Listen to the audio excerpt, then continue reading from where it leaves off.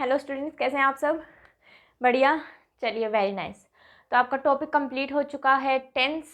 Okay, मैंने practice के लिए बोला था कि प्रैक्टिस की पीडीएफ आपको मिल जाएगी। प्रैक्टिस मैं भी कराऊंगी। उससे पहले एक छोटा सा टॉपिक है हमारा इंटेंशन ऑफ स्पीकर, वो कर लेते हैं।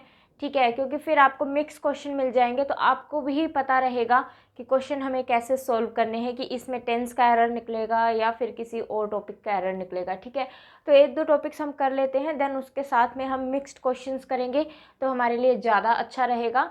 ठीक है, तो हम नया टॉपिक स्टार्ट कर रहे हैं और टॉपिक का नाम है intention of a speaker. Intention of a speaker. अब मीनिंग क्या है इंटेंशन ऑफ स्पीकर का? इंटेंशन का मतलब क्या होता है? हम कहते हैं कि तेरी इंटेंशन सही नहीं है, दैट मीन्स नियत, है ना। तो इंटेंशन ऑफ स्पीकर का क्या मतलब है कि ऐसे सेंटेंसेस या हम डेली लाइफ में बात करें कि ऐसे सेंटेंसेस जो हम यूज़ करते हैं जिससे हमें सामने वाले की नीयत का पता चलता है। ठीक है, उसकी इंटेंशन का पता चलता है कि वो क्या कहना चाहता है एग्जैक्टली। ठीक है, तो उसे हम क्या कह देते हैं? Intention of speaker. अब सबसे पहली बात जो है वो ये है कि इंग्लिश एक लैंग्वेज है। ठीक है, इंग्लिश एक लैंग्वेज है। तो इसको जो सॉल्व करने के अप्रोचेस हैं या इसको जो सीखने के अप्रोचेस हैं वो दो अप्रोच हो सकती हैं हमारी। ठीक है, इंग्लिश लैंग्वेज को सीखने की दो अप्रोचेस हो सकती हैं हमारे पास। ठीक है, तो वो दो अप्रोचेस कौन सी होती हैं वो देखेंगे हम। साथ साथ नोट जरूर कर लेंगे स्टूडेंट्स, नोट्स बनाने बहुत ज़रूरी हैं, अदरवाइज जो है वो आपको प्रॉब्लम आएगी। तो मैं बात कर रही हूँ इंग्लिश के अप्रोचेस की, कि अगर हमें इंग्लिश लैंग्वेज को सीखना है तो हमारे दो अप्रोच हो सकते हैं। एक अप्रोच होगी subjective approach, subjective approach, and second होगी ऑब्जेक्टिव अप्रोच। एक होती है सब्जेक्टिव अप्रोच और एक होती है ऑब्जेक्टिव अप्रोच। ठीक है, तो सब्जेक्टिव अप्रोच क्या होती है स्टूडेंट्स? देखिए, अगर सब्जेक्टिव अप्रोच की मैं बात करूं तो सब्जेक्टिव अप्रोच आपकी वो अप्रोच होगी जिसमें हम अपना पर्सनल पॉइंट ऑफ व्यू देते हैं कि हमारा खुद का पॉइंट ऑफ व्यू क्या है। ठीक है, तो किसी भी पर्सनल मतलब हम खुद किसी भी पर्सन का पॉइंट ऑफ व्यू। ठीक है, तो लिख लीजिए that is personal point of view. किसी पर्सनल पॉइंट ऑफ व्यू से हम कोई बात कहते हैं तो उसको हम कहते हैं सब्जेक्टिव अप्रोच, कि ये हमारा भाई पर्सनल पॉइंट ऑफ व्यू। कहते हैं ना कि भाई मेरे पॉइंट ऑफ व्यू से ये चीज़ सही है या मेरा पॉइंट ऑफ व्यू ये है इस पर्टिकुलर टॉपिक को लेके। ओके, तो जब भी हम पर्सनल पॉइंट ऑफ व्यू की बात करेंगे तो वो कैसी अप्रोच होती है? सब्जेक्टिव अप्रोच होती है। क्लियर है? ओके, अब बात ये आती है कि हम एग्ज़ाम के लिए कौन सी अप्रोच फॉलो करें, सब्जेक्टिव अप्रोच फॉलो करें या फिर ऑब्जेक्टिव अप्रोच फॉलो करें। तो आपको एग्ज़ाम के लिए जो फॉलो करनी है वो फॉलो करनी है ऑब्जेक्टिव अप्रोच। कैसी अप्रोच फॉलो करनी है आपको? ऑब्जेक्टिव अप्रोच फॉलो करनी है। और इसी ऑब्जेक्टिव अप्रोच को ही कहते हैं इंटेंशन ऑफ अ स्पीकर, बोलने वाले की इंटेंशन, या फिर आप बोल सकते हैं writer. Intention of a speaker या किसी ने कोई चीज़ लिखी है, that is intention of a writer. तो दोनों में से किसी की भी हम बात करें तो वो आपकी क्या कहलाती है? ऑब्जेक्टिव अप्रोच कहलाती है। और दूसरी बात ये कैसी होती है? Fact based. ठीक है, कि तथ्य होते हैं इनके पीछे फैक्ट्स होते हैं। ठीक है, फैक्ट्स होते हैं। अब पर्सनल पॉइंट ऑफ व्यू होगा, उसमें तो आप क्या नज़रिया है सिर्फ कि आपके अकॉर्डिंग कोई चीज़ सही है, मान लो दूसरे के अकॉर्डिंग वो गलत हो, है ना। लेकिन इसमें जो है ये फैक्ट बेस्ड अप्रोच होती है, तथ्यों पे बेस्ड अप्रोच होती है। इसलिए एग्जाम पॉइंट ऑफ व्यू से जो हम पढ़ते हैं वो कौन सी पढ़ते हैं? Objective approach. और इसी में आपका टॉपिक आता है जो कि इंटेंशन ऑफ अ स्पीकर। इतना नोट कीजिए, देन इसके कॉन्सेप्ट्स की बात करते हैं कि क्या क्या कॉन्सेप्ट्स हमारे पास आते हैं। क्लियर है? स्क्रीनशॉट ले लेना इसका, ये नोट कर लेना। ये थोड़ा सा आपको बेसिक नॉलेज की ज़रूरत होती है किसी भी टॉपिक को जब हम स्टार्ट करते हैं। ओके, चलिए अब बात करते हैं, टॉपिक स्टार्ट करते हैं। अब टॉपिक स्टार्ट करने से पहले मैं आपको थोड़ी सी चीज़ और बताना चाहती हूँ। वो किसके बारे में बताना चाहती हूँ? कंडीशनल स्टेटमेंट के बारे में। कंडीशनल स्टेटमेंट के बारे में। अब देखो, नाम से ही हमें पता लगता है। अब कंडीशनल स्टेटमेंट दैट मीन्स की कंडीशन। ठीक है, कंडीशन अप्लाई होगी। हम कहते हैं ना कि अगर तू ऐसा कर देगा तो मैं ऐसा करूँगा, है ना, कि अगर तू आएगा तो मैं तेरा ये काम कर दूंगा। दैट मीन्स कि हम कंडीशन अप्लाई कर रहे हैं, ठीक है। तो सेंटेंस का वो पार्ट जिसमें आप कंडीशन अप्लाई करते हैं उसको हम क्या कह देते हैं, कंडीशनल स्टेटमेंट। तो अगर हम बात करें तो एक जो सेंटेंस का पार्ट होता है वो होता है इफ पार्ट, ठीक है, और एक जो है सेंटेंस का पार्ट होता है मेन पार्ट। इधर लिख लीजिए डजंट मैटर, क्योंकि वो आपको एग्जाम में एग्जामिनर जो है मेन पार्ट को पहले भी लिख के दे सकता है, मेन पार्ट को बाद में भी लिख के दे सकता है। अब मतलब क्या है इफ पार्ट और मेन पार्ट का। अब देखिए इफ पार्ट जो है वो होती है आपकी जहाँ पे हम कंडीशन को लिखते हैं, कंडीशन को अप्लाई करते हैं, ठीक है, जहाँ पे हम अपनी कंडीशन बताते हैं कि मेरी कंडीशन ये है, ठीक है, उस पार्ट को हम क्या बोलते हैं, इफ पार्ट बोलते हैं, ठीक है। और उसके बाद जब हमने कंडीशन बता दी और जो एक्शन हमें कंप्लीट करना है, दैट मीन्स कि इस कंडीशन पे बेस्ड जो एक्शन कंप्लीट होगा उसे हम क्या कह देते हैं, मेन पार्ट कह देते हैं, उसको हम क्या कह देते हैं, मेन पार्ट कह देते हैं। समझ में आया सभी को? साथ साथ अपनी लैंग्वेज में लिख जरूर लेंगे, ठीक है, लिख जरूर लेंगे। तो जब हमने इफ पार्ट को क्या बोला, कंडीशन अप्लाई करते हैं। अब कंडीशन अप्लाई करते हैं यहाँ पे, तो जो इफ वाला पार्ट होगा आपका वो क्या कहलाएगा, कंडीशनल स्टेटमेंट, ठीक है। और जहाँ पे आपकी कंडीशन के बेस्ड पे जो एक्शन कंप्लीट होगा उसे हम क्या कह देते हैं, मेन स्टेटमेंट। उसे हम क्या बोल देते हैं, मेन स्टेटमेंट। कि जहाँ पे जो कंडीशन हमने लगाई है किसी एक्शन को पूरा करने के लिए, जो कंडीशन हमने लगाई है वो क्या कहलाती है, आपकी मेन स्टेटमेंट। यहाँ तक क्लियर है सभी को? एग्जाम्पल दूंगी आपको बहुत क्लियर हो जाएगा अच्छे से। दूसरी बात क्या है कि जो आपकी कंडीशनल स्टेटमेंट है वो हमेशा ही किस पे डिपेंड करेगी, मेन स्टेटमेंट पे डिपेंड करेगी। जो आपकी कंडीशनल स्टेटमेंट है वो हमेशा ही किस पे डिपेंड करेगी, मेन स्टेटमेंट पे डिपेंड करेगी। क्लियर है सभी को? इतना नोट कीजिए, फिर एग्जांपल्स करते हैं।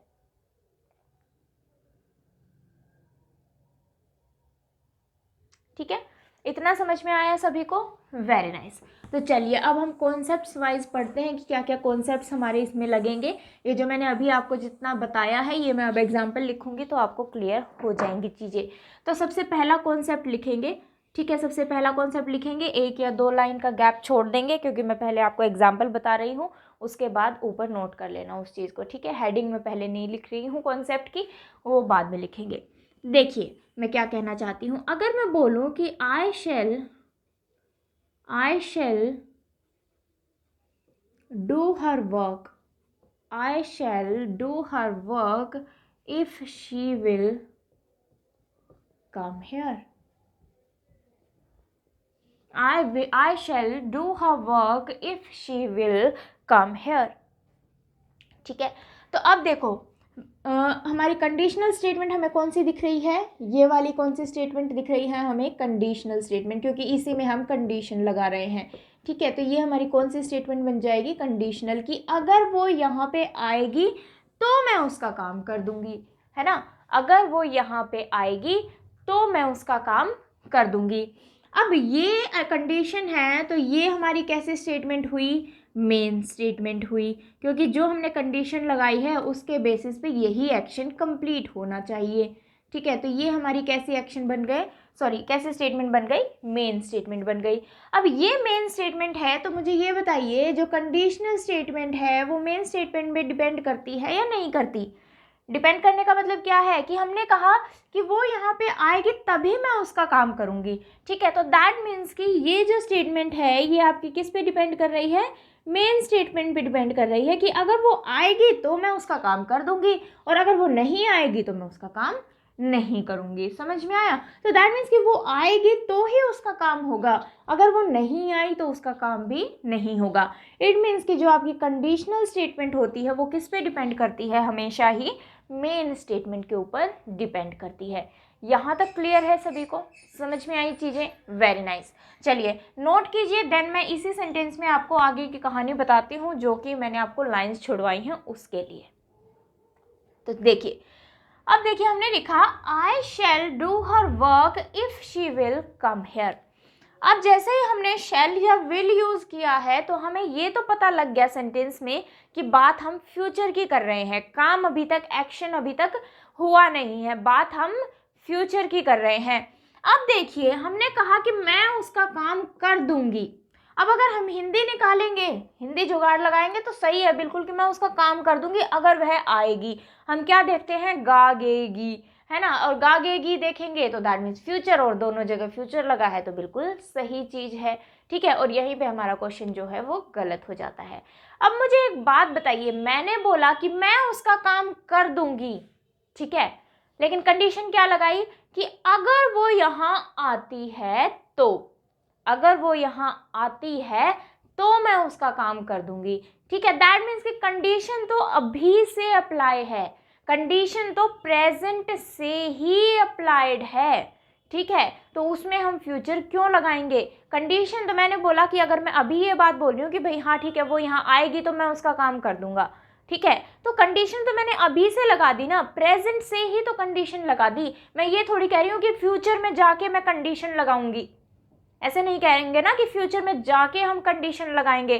कंडीशन तो जब हमने बात बोली उसी टाइम से अप्लाई कर दी कि भाई हाँ अगर वो ऐसा करेगी तो मैं ऐसा कर दूंगा, अगर वो आएगी तो मैं उसका काम कर दूंगा। दैट मीन्स कि आपने प्रेजेंट में रह के ही कंडीशन को अप्लाई कर दिया। वो आती है तो ठीक है, और नहीं आती तो उसका काम नहीं होगा। तो दैट मीन्स कि जो कंडीशन होती है आपकी वो जो है प्रेजेंट में ही अप्लाई हो जाती है, प्रेजेंट से ही अप्लाई हो जाती है। और जब प्रेजेंट से ही अप्लाई हो गई, अगर प्रेजेंट से ही अप्लाई हो गई तो हम टेंस भी कौन सा यूज करेंगे?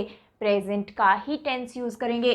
तो हम क्या लिखेंगे? If she comes here. और दोबारा बता रही हूं कि अगर आप हेल्पिंग वर्ब को काट रहे हैं तो मेन वर्ब को भी उसके साथ में काटें, तभी आपको चीजें याद रहेंगी। अगर खाली आप विल को काट दोगे ना तो यहाँ पे शी है और शी के साथ सिंगुलर वर्ब आती है, दैट मीन्स एस या ई एस आपको लगाना पड़ेगा। ठीक है, तो हमेशा ध्यान रखें चाहे उसकी फॉर्म सेम बन रही हो मेन वर्ब की, लेकिन आप हमेशा ये आदत बना लीजिए अपनी, ठीक है, कि आपको हेल्पिंग वर्ब के साथ मेन वर्ब हमेशा काटनी है और दोनों को काट के जो सही वर्ब है उसको लिखें।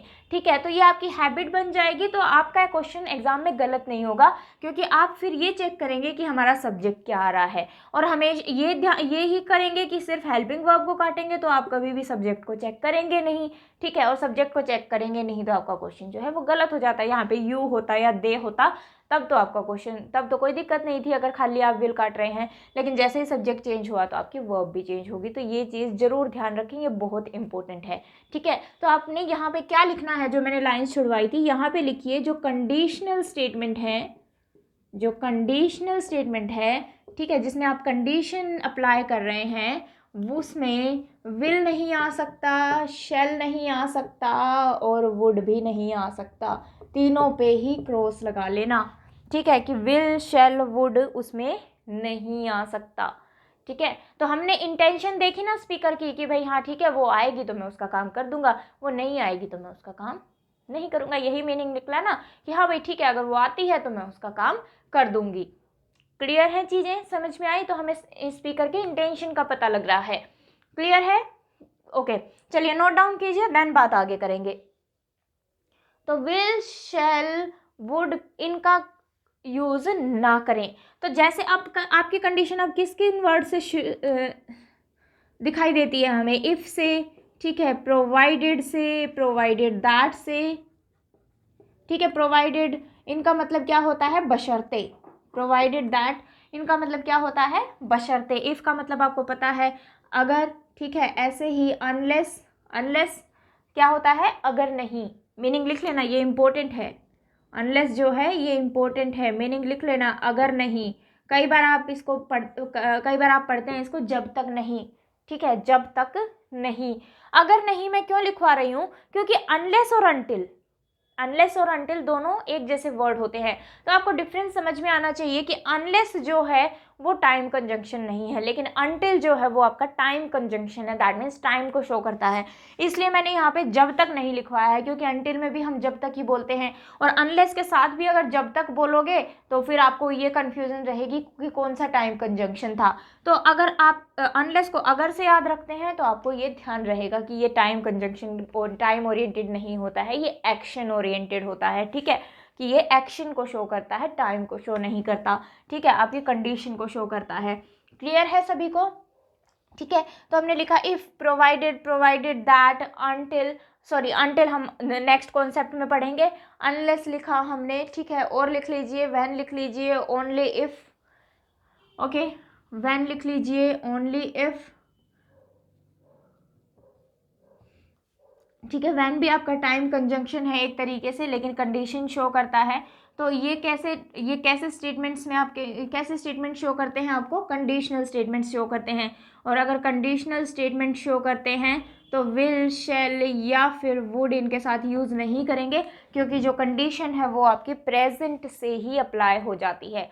कंडीशन जो है आपकी प्रेजेंट से ही अप्लाई हो जाती है। तो इसका रीज़न ये है, कंडीशनल स्टेटमेंट में हम विल, शैल, वुड क्यों नहीं यूज़ करते, इसका रीज़न ये है कि कंडीशन जो वो है अप्लाई प्रेजेंट से ही हो जाती है। अब हम बुक्स को देख के या टीचर्स रट्टा मरवाते हैं कि इफ़ वाले पोर्शन में, ठीक है, इफ़ वाले पोर्शन में जहाँ पे कंडीशन लग रही है उस पोर्शन में हम विल, शैल, वुड का यूज़ नहीं करते। रट्टा मारने की ज़रूरत नहीं है, आपको कॉन्सेप्ट पता होना चाहिए कि क्यों यूज़ नहीं होते, ठीक है। अब ये पूछ रहे हैं क्यों यूज़ नहीं होते सर, मुझे भी नहीं पता, बस रट लो, है ना, यही बोलते हैं ना, मुझे भी नहीं पता, बस रट लो, ये रूल होता है, ठीक है। तो ये आपको रटने की ज़रूरत नहीं है, आपको अब पता है कि इफ़ स्टेटमेंट में या कंडीशनल स्टेटमेंट में हम विल, शैल, वुड का यूज़ क्यों नहीं करते हैं।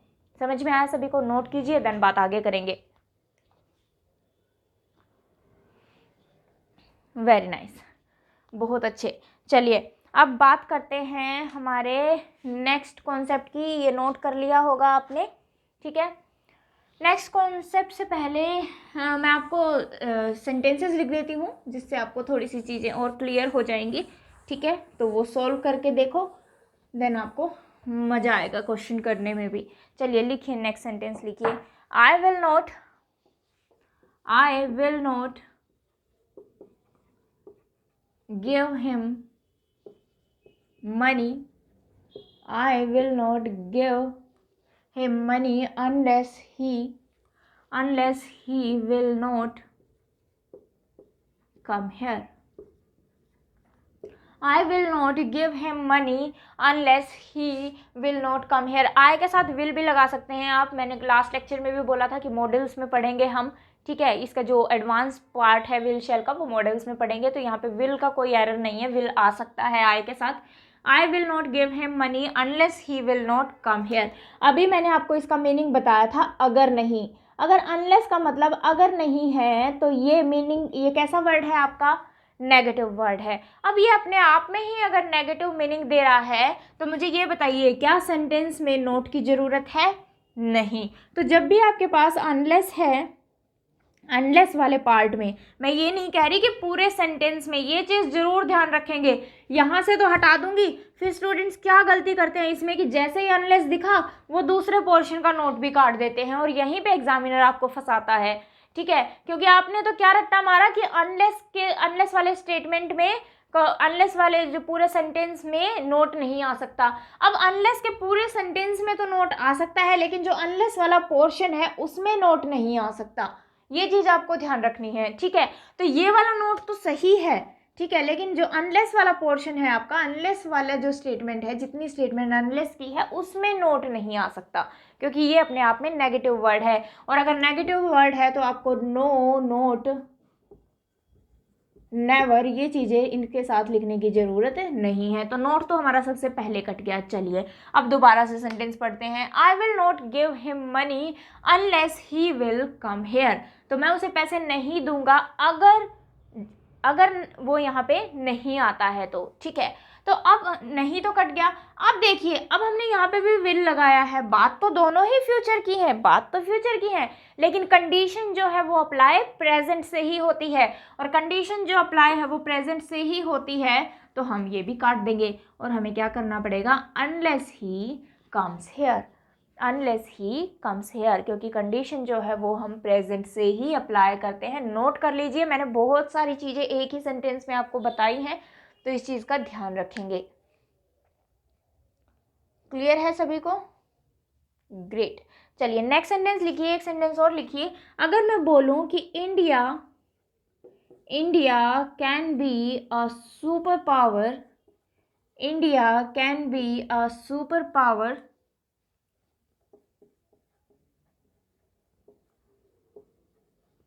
only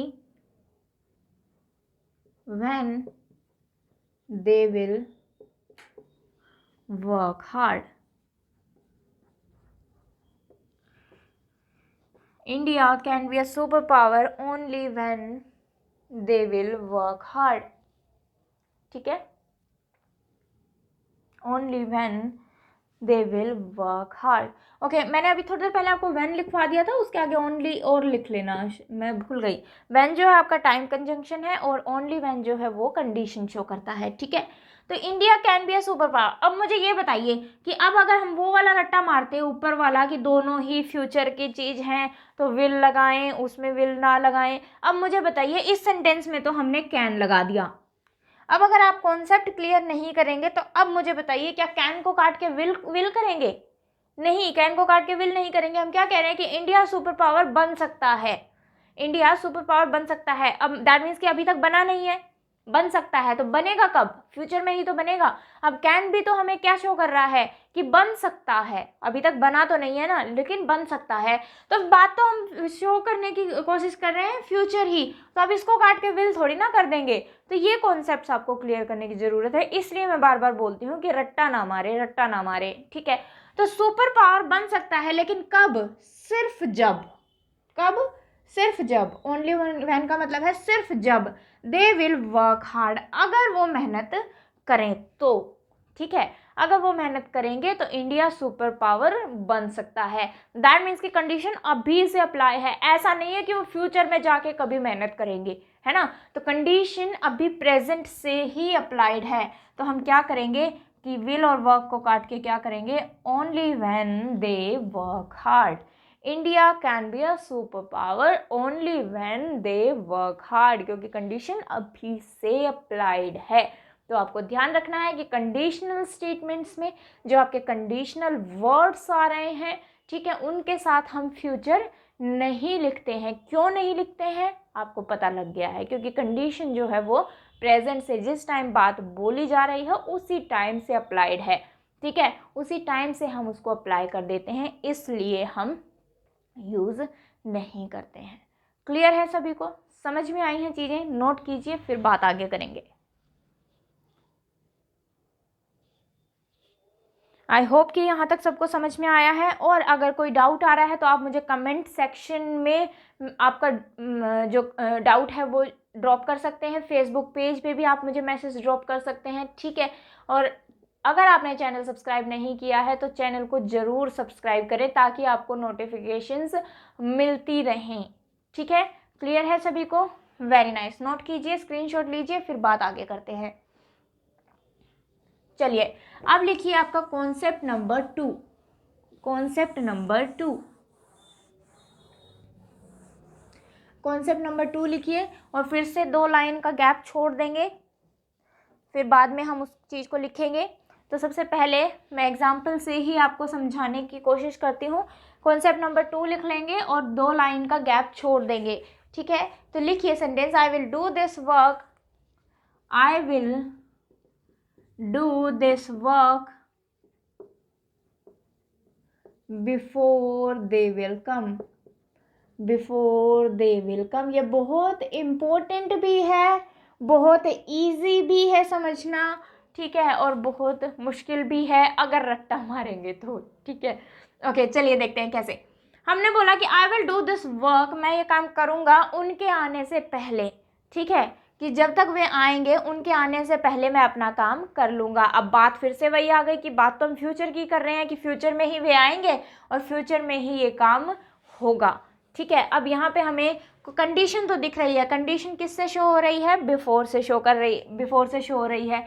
ठीक है, तो ये आपका क्या बन जाएगा? एक तो ये कंजंक्शन शो हो रहा है, ठीक है, कि ये जोड़ रहा है दो सेंटेंसेस को, they will come and I will do this work. अब ये जो कंजंक्शन है वो कैसा कंजंक्शन है, टाइम कंजंक्शन है, क्योंकि ये टाइम को शो कर रहा है कि उनके आने से पहले ही मैं अपना काम पूरा कर लूँगा, उनके आने से पहले ही मैं अपना काम पूरा कर लूँगा। तो ये कैसा कंजंक्शन है आपका, टाइम कंजंक्शन है, जो आपको क्या शो कर रहा है, टाइम शो कर रहा है। अब इस सेंटेंस पे जाने से पहले थोड़ा सा यहाँ पे ध्यान दीजिए, अगर मैं इसी सेंटेंस को लिख देती, I will do this work, I will do this work on Sunday, I will do this work on Sunday, तो मैंने क्या किया, इस स्टेटमेंट को जो है वो किससे रिप्लेस कर दिया, ऑन संडे से रिप्लेस कर दिया। I will do this work on Sunday. अब मुझे बताइए, इससे भी टाइम शो हो रहा है कि संडे को मैं ये काम करूँगा।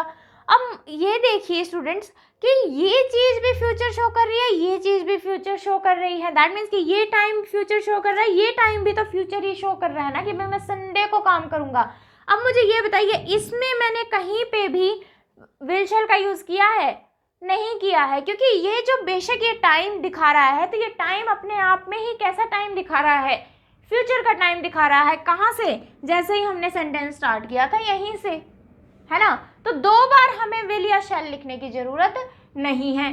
तो यही चीज हम ऊपर वाले में कह रहे हैं, सिर्फ हमने क्या किया, आगे आपको एग्जैक्ट टाइम ना देके हमने क्या कर दिया, एक स्टेटमेंट बना दी। अब एक स्टेटमेंट अगर मैंने बना दी तो वो फ्यूचर तो शो हो ही रहा है ना, कि ये वर्क कब होगा, उनके आने से पहले होगा, ठीक है। ये वर्क कब होगा, संडे को होगा।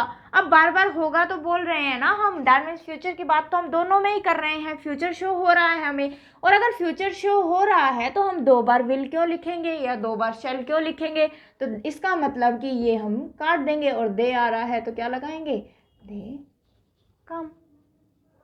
सिंपल चीज है, ठीक है। रट्टा क्या मारते हैं, बिफोर, आफ्टर, व्हेन, जब हमारे पास टाइम कंजंक्शन हो तो उनके साथ में फ्यूचर नहीं लगाना। क्यों रट्टा मारना है, रट्टा मारने की ज़रूरत ही नहीं है, चीज़ों को कॉन्सेप्ट से समझो, ठीक है। तो ये चीज़ें हैं, जब टाइम अपने आप में ही आपको फ्यूचर शो कर रहा है तो हम उसमें दोबारा से विल या शैल क्यों लिखेंगे, समझ में आया। तो लिख लीजिए, जब आपके पास क्या गिवन हो, टाइम कंजंक्शन, जब आपके पास टाइम कंजंक्शंस गिवन हो तो उनके साथ भी हम विल, शैल या फिर वुड यूज़ नहीं करेंगे, विल, शैल या फिर वुड यूज़ नहीं करेंगे। नोट कीजिए, देन बात आगे करते हैं, ठीक है। एक चीज़ और, जो आपके जो टाइम स्टेटमेंट है, ये टाइम स्टेटमेंट बन गई ना आपकी, क्योंकि टाइम शो कर रहा है, ये कंजंक्शन टाइम शो कर रहा है तो कंडीशनल स्टेटमेंट ही, लेकिन टाइम स्टेटमेंट हम इसको बोल देते हैं क्योंकि यहाँ से हमें टाइम शो हो रहा है। तो टाइम स्टेटमेंट भी आपकी डिपेंड करती है मेन स्टेटमेंट के ऊपर, लिख लेंगे। टाइम स्टेटमेंट भी आपकी किस पे डिपेंड करती है, मेन स्टेटमेंट के ऊपर, कि ये काम होगा तभी वो होगा, ठीक है, कि वो आ जाएंगे उससे पहले ये काम हो जाएगा। तो टाइम स्टेटमेंट जो है आपकी, वो भी आपकी मेन स्टेटमेंट पे डिपेंड करती है, ठीक है। तो आपके पास जो वर्ड्स होते हैं लिख लीजिए, आफ्टर, बिफोर, व्हेन, अंटिल का मतलब होता है जब तक नहीं, ठीक है। तो टाइम, एज सून एज, ठीक है, एज सून एज, ये आपको क्या शो करते हैं, टाइम शो करते हैं, ठीक है। अनटिल और टिल में कोई ज़्यादा डिफरेंस होता नहीं है, इसलिए दोनों का मीनिंग सेम ही होता है, जब तक, ओके। सिर्फ डिफरेंस क्या होता है वो जब हम कंजंक्शन करेंगे तब जानेंगे, ठीक है। समझ में आया सभी को, क्लियर है, नोट कर लीजिए, स्क्रीनशॉट ले लीजिए और इन चीज़ों को ध्यान रखेंगे। कोई डाउट यहाँ तक, क्लियर है। तो आपको दो कॉन्सेप्ट्स मैंने आपको बता दिए हैं, दो कॉन्सेप्ट्स आपके कंप्लीट हो गए हैं यहाँ पे, ठीक है, ओके। नेक्स्ट कॉन्सेप्ट और देख लीजिए, दैट इज कॉन्सेप्ट नंबर 3, वो भी छोटा सा ही है, यहाँ से आपको चीज़ें क्लियर हो गई होंगी। नेक्स्ट कॉन्सेप्ट देखिए, that is concept number 3, concept number 3। इसके लिए भी अपनी 2 लाइंस छोड़ देंगे, पहले देखते हैं क्या कहना चाह रहे हैं हम।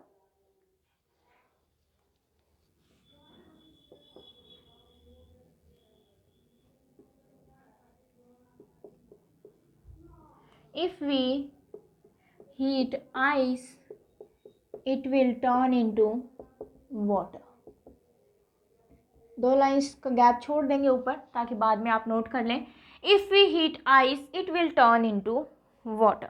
ठीक है, अब मुझे एक बात बताइए कि अगर हम आइस को गर्म करेंगे, हीट करेंगे, तो वो पानी में बदलेगी ही बदलेगी, है ना, कि वो पानी में चेंज होगी ही होगी आइस, कि जैसे ही हम उसको हीट कर देंगे। तो ये जो बात है वो एक फैक्ट है, एक सच है, एक तथ्य है। ठीक है, कि ये बात बिल्कुल भाई फैक्ट है ये, कि जैसे ही आप आइस को हीट करेंगे तो वो किस में चेंज होगी, पानी के अंदर चेंज होगी। दैट मीन्स कि ये 100% श्योर है, 100% श्योर है कि ये काम जो है होगा ही होगा अगर हम ऐसा करेंगे। ठीक है, ऐसे ही अगर मैं आपको लिख दूं कि if we heat water it will turn into vapor। ठीक है, if we heat water it will turn into vapors। ये भी 100% श्योर है कि जैसे ही हम पानी को गर्म करना शुरू करेंगे तो वो वेपर में चेंज होगा ही होगा। तो ये भी बिल्कुल श्योर है, 100% श्योर है। और 100% श्योर है दैट मीन्स कि ये भी एक फैक्ट है, सच है कि ये चेंज कभी भी नहीं हो सकता। दैट मीन्स कि आपके पास रिजल्ट निकल के आएगा ही आएगा, रिजल्ट आपके पास 100% आएगा, 100% श्योरिटी है कि आपके पास रिजल्ट आएगा और ये काम होगा ही होगा इसके बाद। ठीक है, तो जब आपके पास इस तरीके से चीज़ें हों जिनमें आपके पास 100% रिजल्ट आएगा तो उसमें हम विल का प्रयोग नहीं करते, या मैं बोलूँ फ्यूचर का प्रयोग नहीं करते। क्यों नहीं करते? कि जैसे ही देखो हम पूरा पिछले सेंटेंसेस कर रहे थे उसमें कह रहे थे कि अगर ऐसा होगा तो ऐसा होगा। अब ये भी तो है ना उसमें कि मान लो वो ना आए, मान लो वो ये काम ना करें, है ना, पॉसिबिलिटी है। तो दैट मीन्स कि जब आप विल यूज करते हैं तो कुछ ना कुछ पॉसिबिलिटी रह जाती है, वो संभावना को दर्शाता है। ये नहीं कहता कि 100% ये काम होगा। क्यों? क्योंकि अगर वो नहीं आई तो मैं उसका काम नहीं करूंगा, और वो अगर आ गई तो मैं उसका काम करूंगा, है ना। तो दैट मीन्स कि वो पॉसिबिलिटी है हमारे से पास कि वो आ भी सकती है और नहीं भी आ सकती है। लेकिन यहाँ पे तो ये काम जरूर होगा, अगर ये करेंगे तो ये करेंगे तो ये काम जरूर होगा, 100% होगा, 100% आपके पास रिजल्ट आएगा। ठीक है, तो जब ऐसी चीजें हों तो आप उसमें कभी भी फ्यूचर का प्रयोग नहीं कर सकते, या फिर मैं बोलूँ विल का प्रयोग नहीं कर सकते, क्योंकि वो पॉसिबिलिटी संभावना को दर्शाता है। तो यहाँ पे हम क्या लिखेंगे, इट टर्न्स इनटू वाटर, ऐसे ही इट टर्न्स इनटू वेपर। ठीक है, कि वो इसमें चेंज होता है, अगर गर्म करते हैं तो ऐसा होता है, अगर गर्म करते हैं तो ऐसा होता है। ऐसा नहीं बोलूँगी कि ऐसा होगा। ठीक है, तो पॉसिबिलिटी हमें शो नहीं करनी है, क्योंकि हमें पता है कि 100% रिजल्ट आएगा और यही रिजल्ट आएगा। ठीक है, तो जब फैक्ट बेस्ड बात करते हैं हम, जब हमारे पास फैक्ट गिवन होता है तो जो फैक्ट है उसमें भी हम विल, शैल या फिर वुड का यूज़ नहीं करते हैं। जहाँ पे हमारे पास 100% रिजल्ट आएगा वहाँ पे हम विल, शैल, वुड का यूज़ नहीं करते हैं, और क्या यूज़ करेंगे, प्रेजेंट इंडेफिनिट टेंस में। मैं आपको पढ़ा चुकी हूँ, जब भी हम बात करते हैं फैक्ट की, ठीक है, एक सच की, एक तथ्य की, तो वो हमेशा ही प्रेजेंट इंडेफिनिट में लिखा जाता है। क्लियर है? तो ये कॉन्सेप्ट भी आई थिंक आपको बहुत अच्छे से समझ में आया होगा। ठीक है, तो आज का लेक्चर मैं यहीं पे ख़त्म कर रही हूँ। ओके, तो जिसने चैनल सब्सक्राइब नहीं किया है प्लीज़ चैनल को सब्सक्राइब करें, और मुझे कमेंट करके ज़रूर बताएं कि आपको लेक्चर समझ में आ रहे हैं या नहीं आ रहे हैं। और अगर लेक्चर अच्छा लग रहा है तो आप लाइक का बटन ज़रूर प्रेस करें, और अगर नहीं अच्छा लग रहा है, आपने पूरा लेक्चर देखा है, तो अनलाइक भी दबा सकते हैं, उसमें कोई भी दिक्कत नहीं है। और अपने फ्रेंड्स के साथ आगे ज़रूर शेयर करें। मैं आपको कंप्लीट सिलेबस कराने वाली हूँ इंग्लिश का, ठीक है, फ्री ऑफ कॉस्ट। ठीक है, ये तो है कि रिचार्ज तो हम सभी कराते हैं, तो आप इजीली अपना सिलेबस जो है वो कंप्लीट कर सकते हैं। आपके डाउट्स भी लिए जाएंगे, सारी चीज़ ली जाएंगी। ठीक है, अगर आपको डाउट आता है, लेकिन पढ़ते रहिए रेगुलर। अगर आप पीछे का आप रिवाइज नहीं करेंगे टेंस, फिर कोई फ़ायदा नहीं है, क्योंकि बहुत सारी चीज़ें मैंने आपको नहीं बताई हैं, तो उनको नहीं रिवाइज करेंगे तो फिर जो पहले से आपने पढ़ा हुआ है वही दिमाग में बैठा रहेगा। ठीक है। तो साथ साथ स्टूडेंट्स रिवाइज जरूर करते रहिए, और आप मुझे टेलीग्राम चैनल पे भी सब्सक्राइब कर सकते हैं, उसका लिंक आपको डिस्क्रिप्शन लिंक में नीचे मिल जाता है। क्लियर है सभी को? फेसबुक पेज भी मेरा इंग्लिश बाय मिलन सिंह के ही नाम से है, वहाँ पे भी आप मुझे फॉलो कर सकते हैं। ओके, तो कोई डाउट आए तो आप मुझसे मैसेज ड्रॉप करके बात कर सकते हैं, आपका डाउट जो है वो मैं ज़रूर लूँगी। क्लियर है? चलिए, तो स्टूडेंट्स पढ़ते रहिए, आगे की बात हम कल वाले लेक्चर में करेंगे। ठीक है? Okay, bye bye students.